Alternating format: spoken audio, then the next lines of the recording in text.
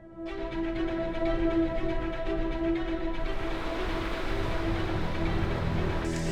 survival run is a run where we use natural obstacles in a natural environment. The races generally consist of a very demanding all-terrain course of between 70 and 80 kilometres, no fixed distance, and somewhere between 10 and 12 obstacles, although the environment that we take part in also forms its own obstacle. We got 43 people into the race this year, and one of those entrants was Mark Wheeler. And he's a patient man, and he's confident without being cocky, and unbeatable attitude. Seems like he's trained pretty well, and I think he has a really good approach, like he has a nice positive attitude. Yeah, I met Mark the day before, prior to the race, and he was like a super nice guy, so nice energy, I would say. He has a very strong spirit. I would say this guy has the spirit to go through hard stuff and keep going. We're still cheering, smiling, like not fighting, but just like, yeah, I got this. You know, however I feel, I got this. This whole running thing really started when a guy at church grabbed me one Sunday and said, "Hey, you ever thought about running a marathon?" And I thought, man, I never in my wildest dreams I think I could run 26 miles, you know, and really never had any intent to do more than just that one marathon, sort of check it off the list, and found that once I got in shape, it was enjoyable and just kept running. And the marathons got a little bit boring, where I was looking for something more. I picked up a copy of Born to Run. It really was that book that got me thinking about ultra distance running, and would it be possible, could I ever run a 50K or 50 miles or 100 miles. Was able to train for the Leadville Leadman, and was able to do that and become a leadman, and in the process just sort of really fell in love with running on the trails and being outside and just those long periods of time. I'm convinced of the fact that these ultra distance races are not just the sort of place where kind of athletic freaks hang out, but they're really just everyday folks.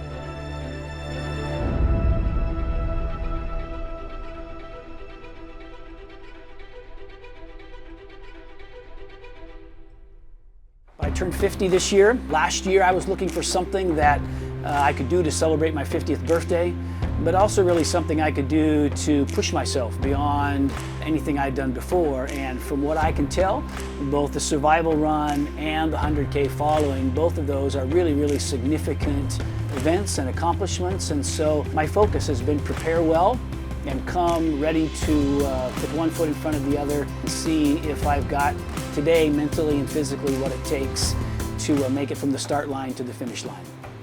So we get an email this morning. Josue says, that's the race director, says, don't forget your flotation device or swim flotation device, which is completely new. Haven't heard that. He's never said that before. We're 2.5 days out from the race. So I sent an email, Josue, flotation device, ? Please elaborate. This is the response I get from Josue. I don't know if it's an addiction or not. If it is an addiction, I like to think it's a good one, where we sort of live life fully and stay active in the process. And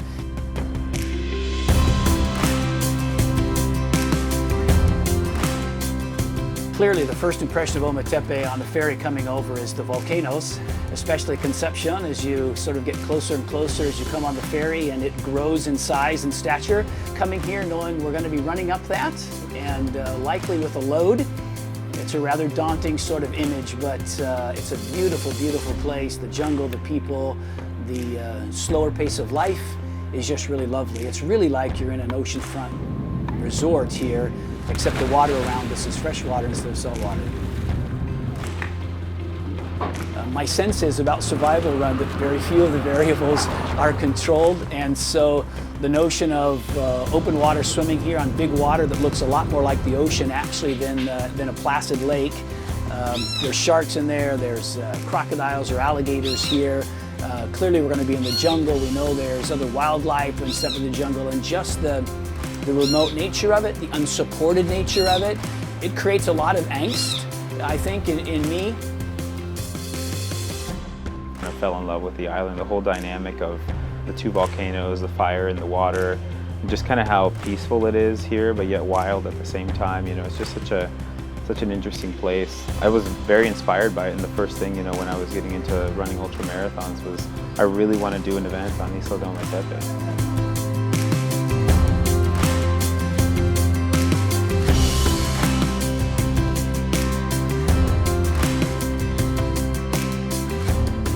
Never done a survival run before, not really sure what to expect, and part of the whole run is that they don't tell you what's going to happen. I'm anxious. I don't think I'm anxious in the sense of apprehensive. I'm just anxious because for months and months now I've been working towards this day, and I'm excited to begin. And so the process of tapering your activity down before a race is odd when you're used to being really active, and so I don't do very well with just kind of sitting around and hanging out. Excited, anticipating a great journey, bit apprehensive, but ready to go. It's hammer time. Over here, you'll find your bib number on the list. We're going to write your bib number on you. We also want you to memorize your bib number. I did not have any idea what I was getting myself into for this survival run. It was an ultra marathon along with challenges that were either mentally or physically demanding, some of them both. The combination of the two, all within the context of one race in a rather harsh environment, is an extraordinary experience. Raise your right hand and repeat after me. If I get hurt, lost, or die, it's my own damn fault. Survivor Run 2015, let's go! Good job, brothers. We'll see you soon.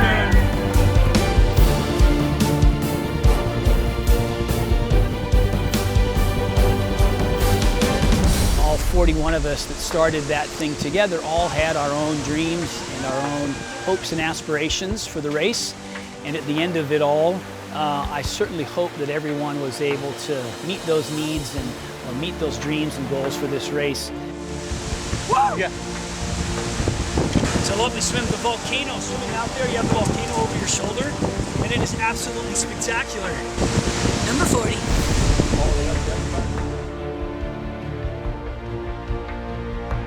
Every sport has its people who kind of are trailblazers and define the sport.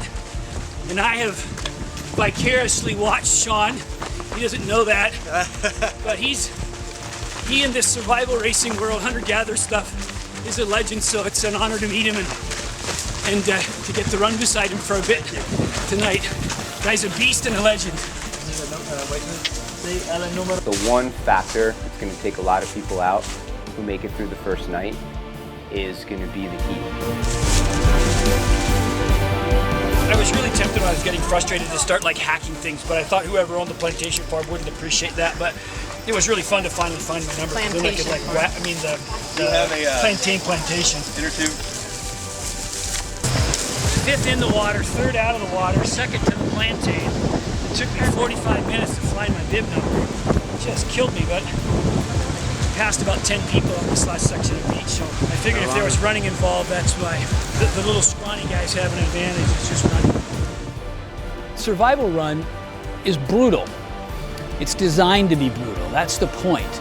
Pushing you to your boundaries, finding your weakness, exposing them, and then asking, do you have what it takes to overcome that fear or that weakness and persevere on in the journey?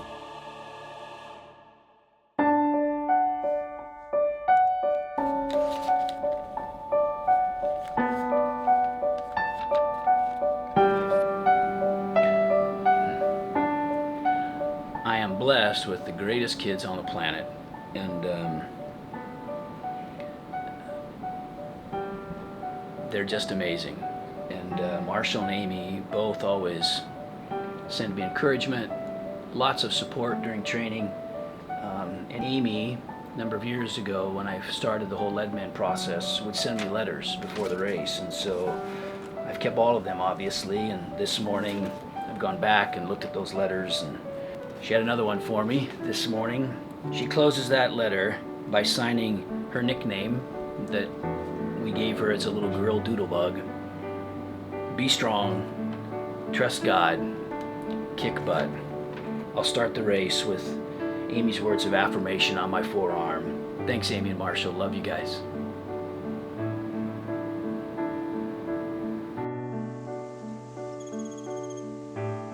What really is amazing is that my kids really are, in a very real way, they're my earthly heroes.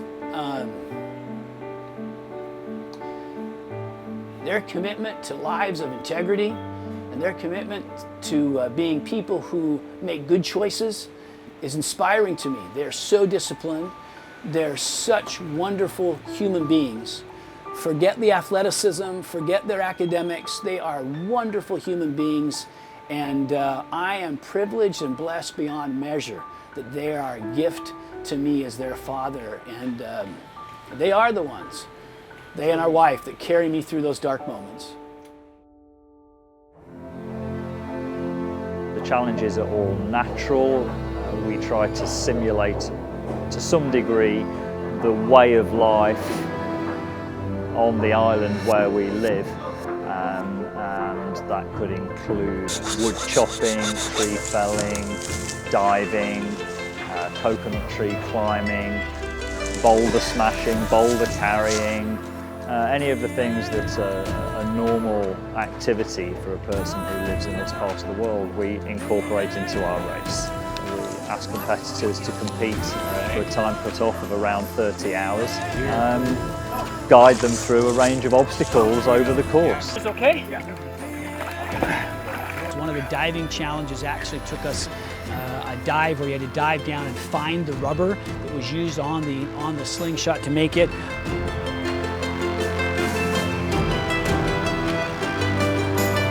Good nuts, eh? Hey guys, wanna go for a run? I think for me, the thing that happens on the inside of me in an event like this is that I often have questions in my own mind. If it gets really hard, what's my level of resilience? What's my level of determination to not give up, to not quit, to push the boundaries beyond what I had thought previously were my limits? And it's things like this that are bigger than I can imagine, beyond what I can solve or beyond what I can fix in my normal life, that make me ask those deep questions about what am I capable of mentally, what am I capable of physically, what am I capable of spiritually, in terms of who I am as a person, and never quitting, never giving up, staying flexible, but being unbreakable. Well, my daughter's name is Amy, I told you that, right? Yeah, I know. And she's like the coolest kid on the planet, like Yeah. on the planet. This one's for you, SRC Beth! And it's that part of it that for me is the greatest sense of personal accomplishment. It's not a trophy or an award, it's that thing on the inside of me that says on a given day, I was asked to do something that was almost impossible. We're heading up the volcano. Throughout the course of the race, they give you these little idols, and each of these idols appear at different points in the journey, and each of them has a word on it. And each of these words, if you get all 4 of them, add up to I did not fail. Yet in the process, you collect these. And so the very first one that I received was at the top of the Madeiras volcano. You had to get to the volcano, swim across the lagoon to a tree, and then climb up into the tree and retrieve your first idol. So that was about, we started 5 p.m. It was about 2 a.m. or so in the morning. I swam across the lake, found this idol, swam back, and then from there you move on. And then throughout the course of the day, as you get to other set points that you don't know when these are going to appear, there are things that you do to earn these idols. And so the first one you get says fail.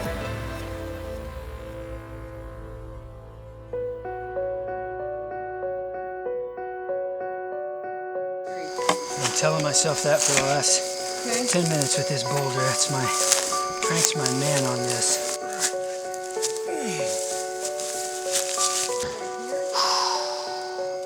Yeah, one of my sort of heroes who was an early part of the ultra running scene, who actually founded the Leadville Trail Series and Leadville 100, says that the Leadville 100 is 60% physical and 90% mental. And that really, I think, hits the nail on the head. There are a lot of really physically strong people, but it's that mental piece, that ability to just continue on step after step after step. That's what separates folks who finish these events and those who do not.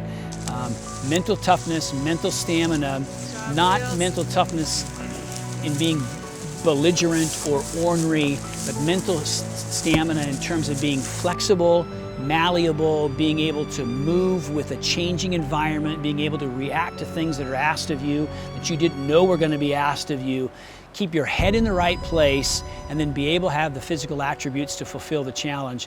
That roll on that stone was crazy. I wish they'd just let me run. Mental first, physical second. You can be mentally strong, but if you show up poorly trained, it's over. So you've got to come here at the top of your game physically, but you also have to come here at 110% mentally.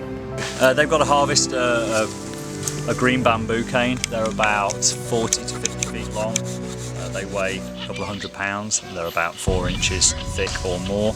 They're hard. They've only got a hacksaw blade. They've got to cut the bamboo and then pull it free of the clump, but it's very hard to pull free, and then they have to harvest it to a 4-meter length before they carry it to the tree for a tree climb, and then they can leave the farm with their bamboo. Marshall, say I won't, pal.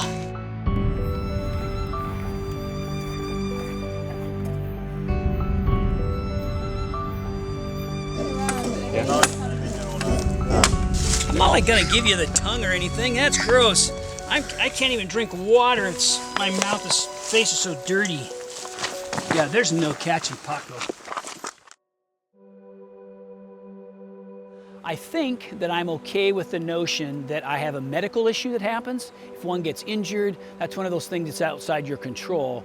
If you don't make a time cutoff, you don't have a choice. The race folks pull you out of the race.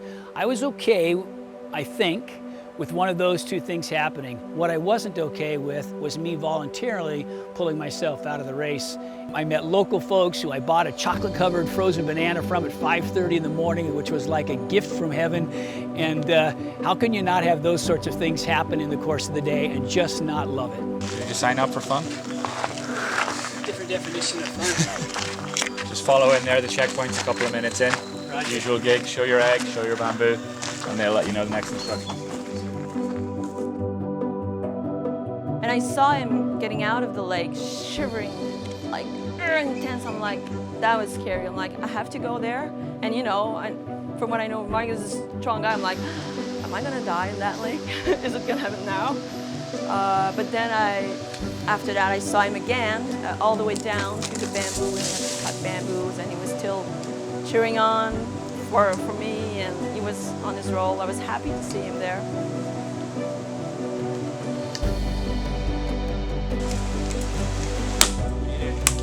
I think we're going to swim often. I think people should be ready to swim. It's really what separated the men from the boys and the women from the girls last year in a lot of ways. And I think it was done at the beginning and the end. 2014, I expected at least twice, and I wouldn't be surprised for 3 or even 4 times. It's going to be a real winnowing obstacle, I think, in terms of people staying in the race or how much it costs people to stay in the race. You're either going to find God or you're going to go squealing home. It's going to be hard. Awesome. Good luck, enjoy. Thanks, we'll see you on the other side. Get it. I think the scariest part of the whole adventure for me was at one section we had to circumnavigate an area called Punta Gorda, and we had to stay on the coastline. You were not allowed to go inland and try to cut your way through for 2 reasons. One, there were at some point along that journey, there was a checkpoint where you would be given a task to perform, and if you guessed wrong, you would miss that and it would negate having completed that challenge or gotten through that point. The coastline there is just rocks, volcanic rock coming down with the surf breaking in on it, and there were a number of points on little headlands where I was really doing 5+ bouldering, going across the face of rocks, not wanting to get in the water any more than I had to.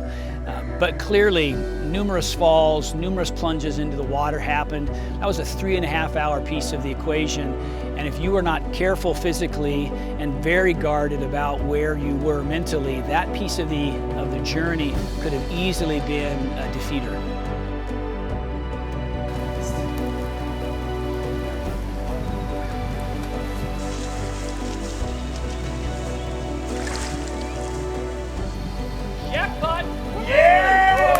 One of the things that Josue and the race directors added this year was this rubbing idea.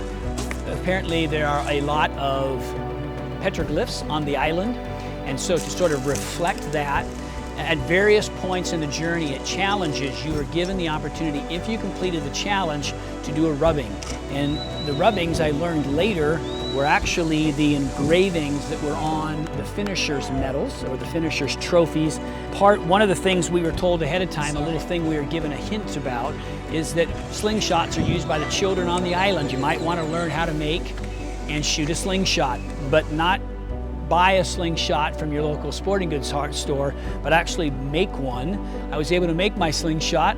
I was able to hit the target a couple of times on my practice runs, but when I actually stepped into the circle for the shots that I was given for the challenge, I didn't make that challenge.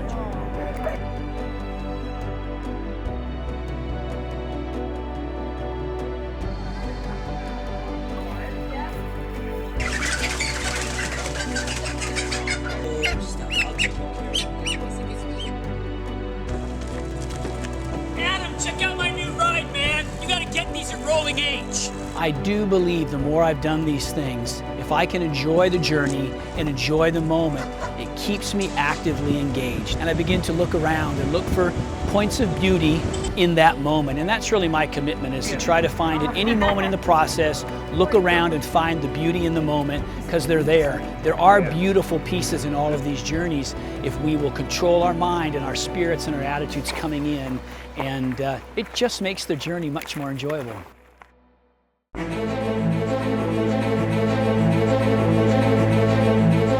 Left the last check station at the bottom of Concepcion volcano, Volcan Concepcion, and they're telling me this is a 5-hour deal up and down, and I'm 22 hours in to the process when I left down there, and I am absolutely hammered. Arms are gone, forearms from the stone carry and all the upper body stuff that we had to do, and then all the open water surf stuff and running around the island on the outside in the surf. We got 5 hours of work to do here, so it's time to just get after it. This is the time in these races when it really just there's just nothing fun about it. It's been a lovely experience so far, but the entire crew that started, I don't know how many people started, 40 or 50 teams, as well as individuals.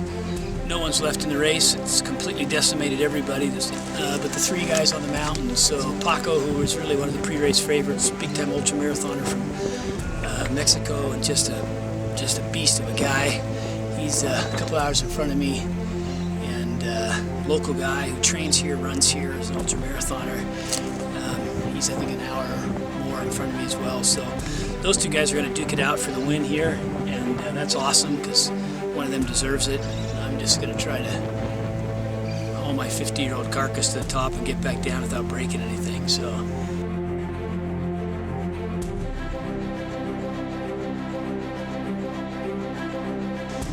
we just slid down, I think, probably 2/3? 2,000 or 3,000 vertical feet in sand on a big avalanche chute. It was just sand and little rocks.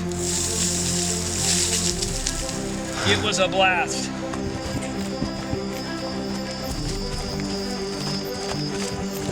But Paco got his slingshot, and I didn't get mine. There's high tech, and then there's this, and it ain't high tech. And it's gonna kill my butt. It's gonna get her done. Adios. That's fine. You did too. Yeah. So here's your chance to win the entire thing. So all you need to do is climb up a tree and get a coconut. And then you have to take that coconut to the finish line. You have to open it up and drink the contents. I want to see Josue do this. Just so tired. I just don't know what else to try, and I have never climbed a coconut tree that big around. So it's been a great day. Climbed a couple of volcanoes. Got my butt kicked. I'm gonna go to finish and celebrate with Paco and Christopher, their awesome day they had. And I'm 50 years old and it's my birthday present and I'm a happy guy. From Idaho. And you begin to hear people cheering. It's just incredible to know that all that work, all that hope that's inside of you, that great desire that you have to achieve this thing you're not really sure you're capable of achieving. To see it just right there was just awesome. And so fun to see Josue at the finish and get a big old hug from him. Susan's right there taking pictures. It was amazing. I think it kind of just comes down to that little adapt or die thing, you know, and adapt or die doesn't mean you're going to adapt, you're going to die out in the wilderness if you do our race. It just means you're essentially adapt or fail, adapt or not finish the race. You know, I do not go through those why am I doing this kind of things very often. It didn't happen today. I never really got to a really, really dark place in the race. It wasn't because it wasn't hard. I think it's really about where I was mentally, where my spirit was, how much fun I was having knowing that I was journeying in this thing with others and with my family and friends. It was a whale of a lot of work, but it was a joy to be a part of.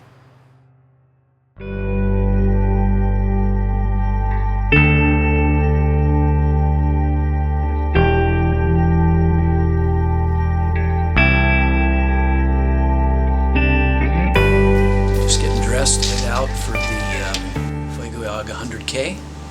So we're 30 hours, I guess, maybe past finishing the survival run and gonna head out again. And so I've got both Volcano, Madeiras, and Conception in front of me. Conception you do kind of 1 2/3 times on this climb. You go up and down and then back all the way to the top and down and then back up through the rainforest or the cloud forest on Madeiras and back on down.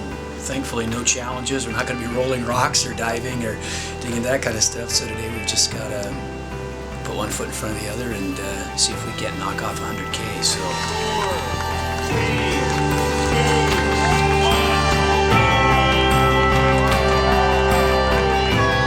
3, people always want to know, like, what do you think about when you're running and that sort of thing, you know? And sometimes I think my answer is not a whole lot because I'm just trying to figure out how to not fall over. But when you have those moments where your mind is clear and you can actually concentrate on things around you, and at the end of the day, it's really family and friends that are forever in my mind as I'm climbing and working, knowing that the disciplines that they've shown me in their lives, the journeys and the struggles that they're struggling with, I share those struggles with them. If they're willing to pick up one foot and put it down and overcome and achieve the things that are important to them, I'm certainly not going to do my very best to not quit either.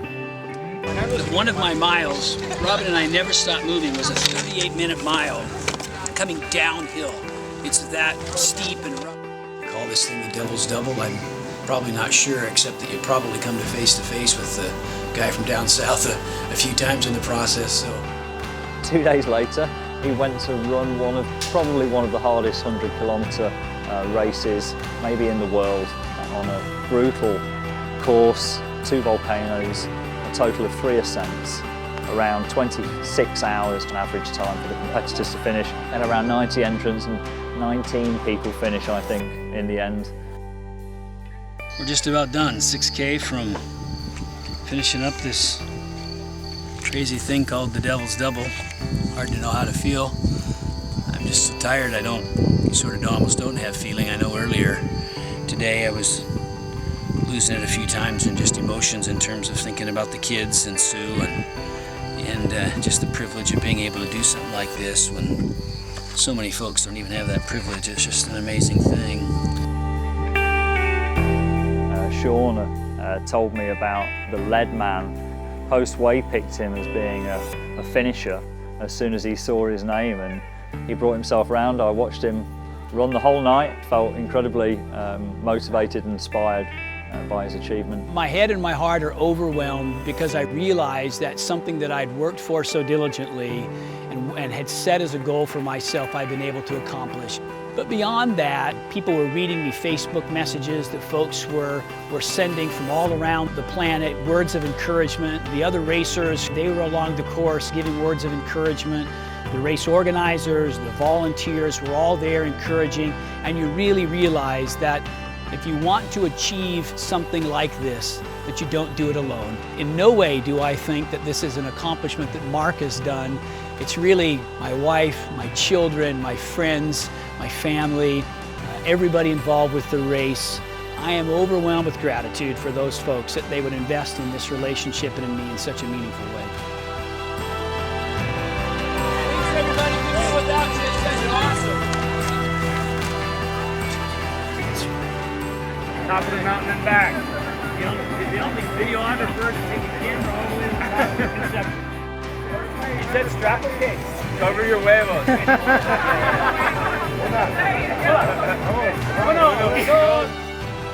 then they're going to climb the volcano. They're going to climb up the volcano. When they arrive there,